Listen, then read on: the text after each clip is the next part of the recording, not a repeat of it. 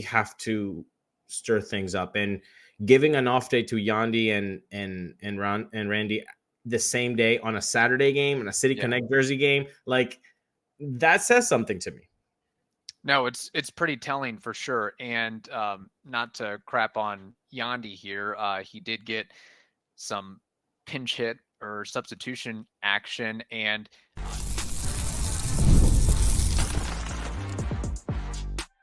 you are Locked On Rays, your daily Tampa Bay Rays podcast, part of the Locked On Podcast Network, your team every day. Hello, my name is Kevin Weiss. I'm Ulises Sambrano. And we're the host of the Locked On Rays podcast, part of the Locked On Podcast Network. Thank you for making us your very first listen every single day. Be sure to check out and subscribe to our YouTube channel at Locked On Rays. You can also find us on X and Instagram at Locked On Rays, and email us anytime, lockedonrays@gmail.com. Well, not the greatest showing for your Tampa Bay Rays as they lose the series 2 of 3 at home to the upstart Kansas City Royals. Luckily, the Rays were able to salvage a game on Sunday before Monday's off day, but Saturday and Friday weren't too good to the good guys. But with this episode, we tried to recap what happened weekend. So, Ulises, let's go ahead and get to the enjoyable stuff that happened on Sunday. Yes, let's start with that. Was at the game, and I was worried until the sixth, seventh inning, where we were getting perfecto'd. Like in the fourth inning, I'm like, okay, no hitter, and no hitter's intact. Fifth inning, I'm like, holy crap, it's not just a no hitter, it's a perfect game. Sixth inning, you're starting to get worried. Yeah. But my gosh, like the boys came through. I mean, Harold with the blooper, a Harold Ramirez bloop, just a copyrighted blooper by Harold gets started. You know, Randy gets hit. Aranda somehow gets a fielder's choice there. From my vantage point in left field, it kind of looked like it was going to be a double play. So thankfully that didn't happen. Yes. And then the guy we need for him to be the all-star that he has been in the past, Brandon Lowe, he came clutch with that triple. Just a lot of good things offensively in the back end of the game, and really good things pitching-wise as well. Yeah, and over the course of this series, we saw the Hunter Renfroe Revenge Act. We essentially got pretty close to seeing, or for a period of time, saw the Michael Wacha Revenge Act before the Rays were able to pull out and pour on a victory there. Thanks to Caballero for getting the momentum going by breaking up Wacha's then perfect game. I'm guessing that Wacha has gotten rid of that cutter of his because he's actually been really good the last 2 seasons, not with the Rays, with the Red Sox and with the Padres. But man, we saw some really good pitches from him. That 82 mile per hour changeup and slider, that's nothing to play with, and getting his fastball up to 94, 95. Did you check if he had actually thrown any cutters that Sunday? I did not, but my guesstimation is his Savant page probably does not list many cutters. Well, the cutter is being used at 8.9%, and I'm looking at it right now. It's decreased heavily from 2021 when he was with the Rays at 24.9%. So a quarter of his pitches were cutters, and now it's down to less than 10% at 8%. So yeah, maybe he doing some things that are making him a little bit more successful on the mound. It got scary, but at the end of the day, the boys came through, and you need that because a swept back-to-back Red Sox and Kansas City Royals. And I understand the Kansas City Royals are a really good team this year. They are. They got loaded up, and they're going to be better than they've been in a long, long time. But you can get swept in back-to-back series if you want to, go to the playoffs. Like in a homestand. Like that doesn't really happen that often where you just go 0-6 to start a homestand and you're a playoff team. Right. No, for sure. And speaking on Sunday's game, Taj Bradley, I know he had the 3 walks, but still 5 scoreless innings before he was taken out, and it was up to the bullpen to keep it close. Sean Armstrong, Garrett Clevenger, Kevin Kelly, and Pete Fairbanks. In fact, Ulises, maybe as you were in the stands and watching that game when Bobby Witt, who seems to not do anything wrong, at least against the Rays, got that solo homer off Armstrong on a 0-2 count, which is probably the lowest trajectory homer I've ever seen. 18-degree launch angle, 47 feet high. So it had some juice on that to get out of the ballpark or to get over the fence. There might have been people in the stands that said that might be the game right there. Yeah, I mean, you're getting perfecto'd, and Taj comes out, and yeah, I know the walks might not be friendly to some people, but he was great. I mean, I'll take that from Taj any day of the week. And really, there's a lot worse starting pitching performances that we have seen from the Rays and this past weekend, nonetheless. But yeah, thank you for saying not this year. Thank you for not saying this year, like this past week, like we've seen worse than that. So no, I'll take that from Taj any day. And you know, that 5th inning was really what got his pitch count up. Mm-hmm. He was looking very comfortable, but yeah, when you know, you take him out, which, you know, I understand that, but it's the thing of you take the pitcher out, you get Armstrong in there, boom, home run. It deflated the whole stadium, bro. It was damn, this is it. That was it. But thankfully the boys did come back with the bullpen. That it wasn't a happy day, a happy Sunday for that Kansas City bullpen. No, not in the least. And with Taj Bradley, like you mentioned, the splitter bottom of the zone to lefties and righties, punching that 92 miles per hour at the corners. I love it seems like with his fastball, he can throw it as high as he wants to, and he will still at times generate a swing and a miss. I can't remember who it was. Maybe Isbell. It was one of the lefties that ball had to be at the top of that individual's helmet. And is it Pasquantino? Maybe I don't know, but that was definitely a highlight there. And then the cutter as well. He was able to get a strikeout on that one. So yeah, and like you mentioned, Brandon Lowe clearing the bases with a triple against John Schreiber, tagging up the first pitch. That's sometimes what you have to do with being a pinch hitter and getting that situation there. And I know that I'm sure it'll probably be a topic later on this week, what to do with Randy Arozarena. With Stitch Fix, you can easily upgrade your wardrobe this year with a professional stylist that helps you find new on-trend favorites that will work just for you. All you have to do is give your stylist your size, style, and budget preferences, then order boxes when you want and how you want with no subscription required. We always love that. Stitch Fix makes it all so easy. We don't like to shop and then spend all this time and effort going to big box stores and all that. Just do it from your computer. It's that easy. Plus, the bonus here is you get outfits that make you look and feel really good. And if you don't love something, just send it back. Shipping, returns, and exchanges are always free with Stitch Fix. Style that makes you feel as good as you look. Get started today at stitchfix.com/MLB. $20 off your first. That's stitchfix.com/MLB for $20 off. So good, I'll repeat it again. stitchfix.com/MLB. Quick note here, you must redeem within 7 days of sign up. At least he contributed with an outfield assist in the top of the 8th inning, saving a run there.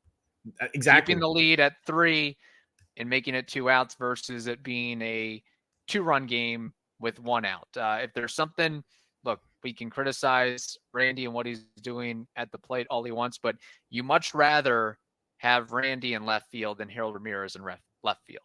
Because Harold does not have an arm at all. No, he does not. No, he does not. And when you save a run, that is that was a game right there. That was a game changer. So he's able to help you get through that game. And I know there's a facet of really staunch Randy defensive haters out there, I understand he's not the best left fielder.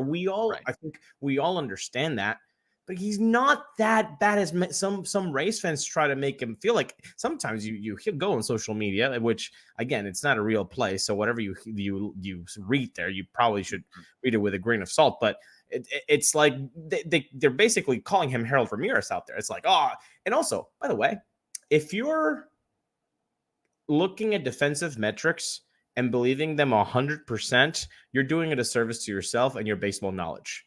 Yeah, take them just as a stat. Like, they're not a holy book that you just have to do 100% of what it says. Like, it's not that at all. And I think we need to kind of bring nuance to baseball arguments. But no, that was fantastic. And guess what? Hey, he got hit. He was on base. So that was pretty cool. Also, just to close out Sunday, very cool post-game interview that Brandon Lowe had, where he said he looked at Jonathan Aranda's at bat and he saw how he was attacked with a cutter, Aranda being a lefty. He's like, okay, this might be a way that he's going to attack me too. Boom, first pitch cutter, triple down the line in right field. So that was pretty cool, like just to get a little glimpse of what baseball players are thinking on the on deck circle. Yeah, and you got to be paying attention at all ends and trying to take in as much intel as you can. Now, getting to Saturday, it was a long, slow bleed as the Rays lost 7-4 in 11 innings. I will say this, obviously unfortunate to lose in that fashion. But if there's a silver lining or a couple of silver linings out of this, one, Jonathan Aranda gets his first home run of the season. So good for him on that. The Rays continue to battle and fight back throughout the game as the Royals were leading by a small margin there. And then Aaron Savali, 5 innings pitch, 2 earned runs, 1 walk, 5 strikeouts. That's all we need, all we're looking for from Aaron Savali. Yeah, from what has happened in 2024, that line, I think we would all just sign up for that for the rest of the season. That it doesn't give you a lot of innings. It's not somebody that you are trusting the ball in a do or die game. I mean, I'm not. Yeah. I don't think most Rays fans would, but that's more than enough right now. Like we need that kind of start from him. There's really not a lot to say, I think, about the Saturday game, honestly. Like you have a game where I think one of the interesting parts was Yandy bench, Randy bench. That's, and then we're talking about we'll talk about Friday also with the Randy and the lineup being dropped, but I feel like there's a change in the front office and in the cash and co of, hey, we have to stir things up, and giving an off day to Yandy and Randy the same day on a Saturday game and a City Connect Jersey game, like that says something to me.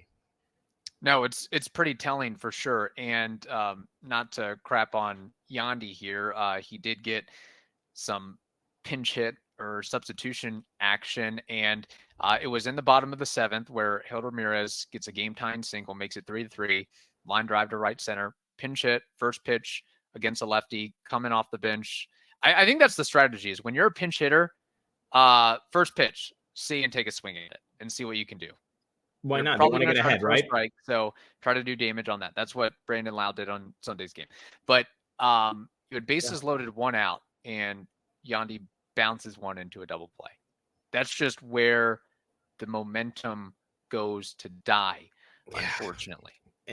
And it's the issue is like, you want Yandy there, and it didn't work out, and it hasn't worked out that many times. He's got a 250 batting average and a 670 OPS, which is unfortunate to say, miles ahead of what Randy's doing right now. It's look, your best 2 hitters for the last 3 seasons.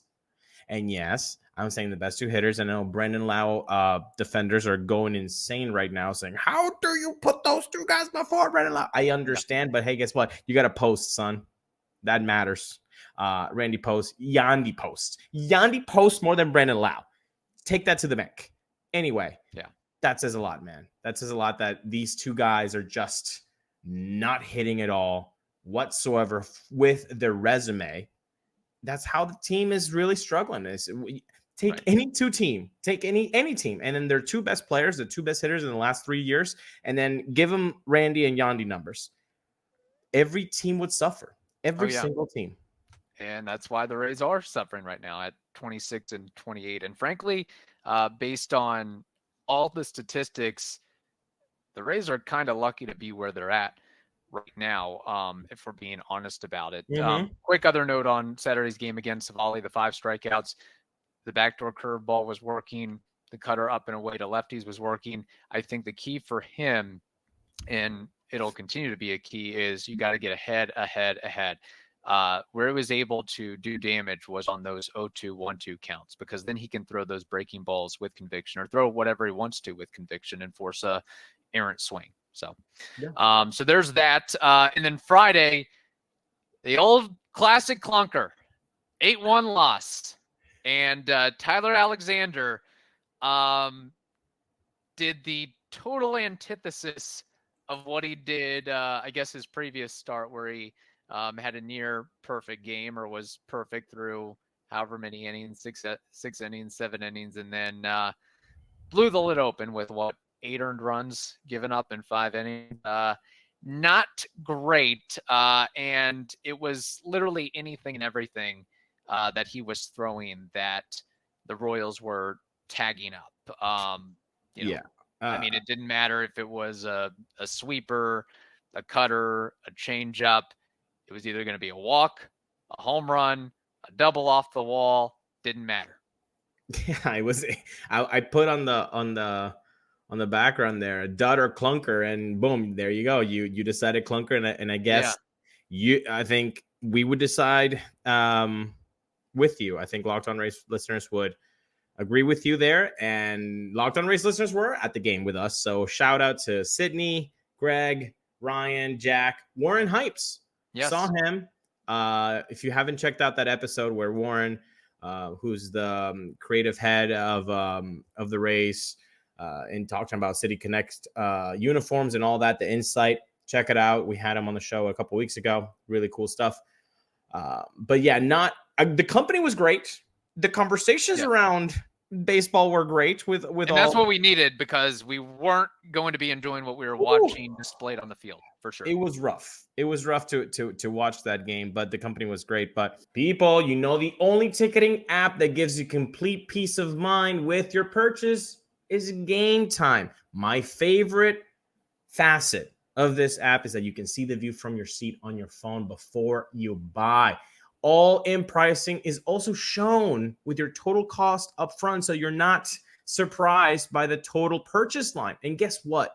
Because Game Time loves their fans, guess what? They have an offer where you have the most flexible customer service policy in the ticketing industry. So you're guaranteed the lowest price, event cancellation protection, 24-hour returns guarantee, job loss assurance, and on-time ticketing appearance. So today, take the guesswork out of buying MLB tickets with Game Time. Download the Game Time app, create an account, and use code LOCKEDONMLB for $20 off your first purchase. Terms apply. Again, create an account and redeem code LOCKEDONMLB for $20 off. Download Game Time today. Last minute tickets, lowest price, guaranteed.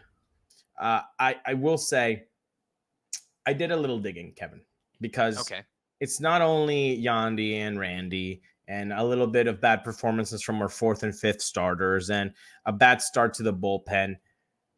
There's a position that the Rays are lucky that they're getting at least some of it, some help.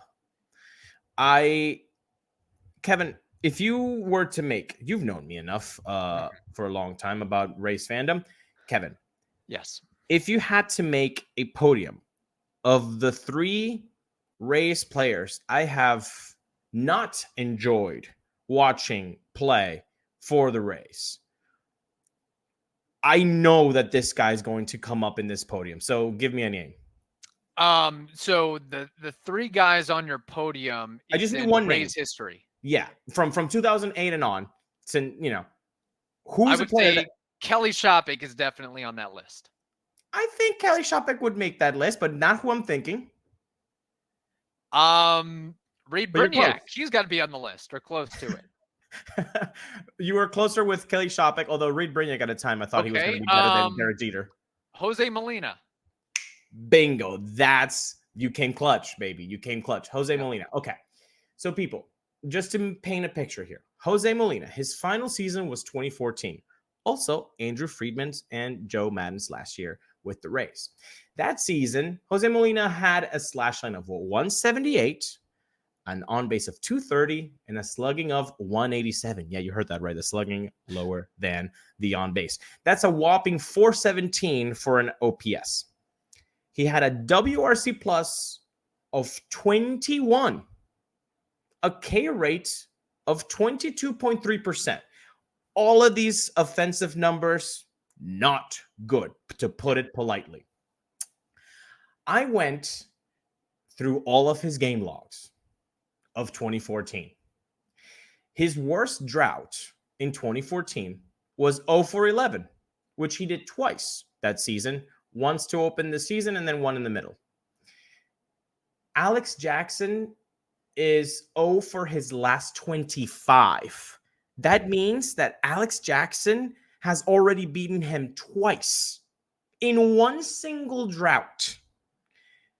Enough. Yeah. Minus 52 WRC plus. Minus 52 WRC plus. Not like Molina's whopping 21 WRC plus. Minus 52. His K rate, 52%. Parentheses. This is not a get Pinto up here Venezuelan bump thing, because Pinto is not that great right now at AAA. He's actually 2 for his last 18. So this is not that. This is just saying we have an issue here, folks. Yeah. And I understand the praises that have been given to Alex Jackson defensively kind of seem like a little bit of like, I'm not calling them lies, but I'm calling them like, hey, we got to up him some way. Yeah, it's kind of like blowing smoke, and it's eyewash, essentially. A little bit, because, like, look. Well, here's the first, besides his offensive numbers, which are about as bad as can be, even from the catcher position, not that this would have made a big or any dent or difference in the game, but it would have saved a run if he didn't take his eye off the ball on a throw home from Jose Siri, which Siri did slow play it as Ren was deciding whether to come around third or not. But Jackson he couldn't handle the ball. And at the very least, but you got to make that play. Those minor things. Yeah, tough play, but you got to make that play. Like, that's the gig. It's a tough play. I recognize that. We're watching from the Budweiser porch, having daddy sodas. Thank you, Greg. Yes. But, like, that's your job, man. That's the gig, Alex. And not the funny thing, because it's not funny. The interesting, the ironic thing, whichever adjective I guess is better here. After the game, Kevin Cash is asked, are you at all concerned with the play that's going on? He's like, yeah, I am concerned, and I've been concerned for a while now. Yeah. Thank you, Kevin Cash, for transparency. And that actually makes you more likable in Rays fandom.